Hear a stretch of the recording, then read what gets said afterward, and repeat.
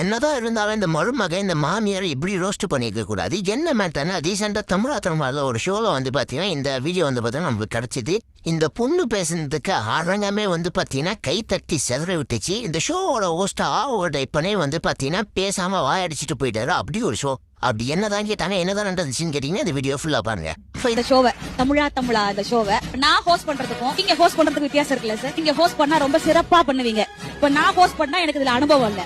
அப்படிதான் இப்ப நீங்க தான் இந்த மாமியார் குடும்பத்தை சிறப்பா பண்ணுவாங்க. ஏன்னா அவங்களுக்கு அனுபவம் இருக்கு. இப்ப பாச போராட்டம் தான் எங்களுக்குள்ள மிகப்பெரிய போராட்டமே. 20 வருஷமா நாங்க வந்து பிள்ளைய வளர்த்துட்டோம். அதான உண்மை.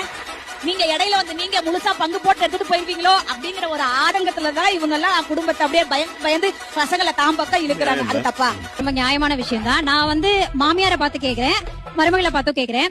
இப்ப ஒரு மாமியார் அவங்க எப்ப மாமியார் ஆகுறாங்க? ஒரு மருமக அந்த வீட்டுக்குள்ள மருமகன்னு அவங்க பையனை கல்யாணம் பண்ணிட்டு உள்ள வந்ததுக்கு அப்புறம் தான் நீங்க மாமியார். அப்ப மருமகளா எங்களோட எக்ஸ்பீரியன்ஸும் மாமியாரா உங்களோட எக்ஸ்பீரியன்ஸும் ஒண்ணுதான்.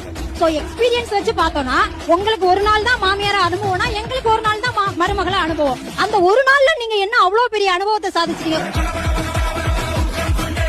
நீங்க தலையிடல்கள் பத்தி பேசுனீங்கல்ல, யாரு குறுக்கிறாங்க அப்படின்னு பேசுனீங்கல்ல. இப்ப என் குடும்பத்தை எடுத்துக்கோங்க. இப்ப நான் இருக்கேன், என் புருஷன் இருக்காரு, என் மாமியார் இருக்காங்க, அவங்களோட புருஷன் இருக்காங்க. குடும்பத்துல ஒரு முடிவை எடுக்கும் போது என் புருஷனும் உன் பேச்சே கேட்கணும், உன் புருஷனும் உன் பேச்சே தான் கேட்கணும். மருமக எங்க பேச்சை யாரு கேட்பா? ஒண்ணு உன் புருஷன் கேட்கணும், இல்லைன்னா என் புருஷன் கேட்கணும்.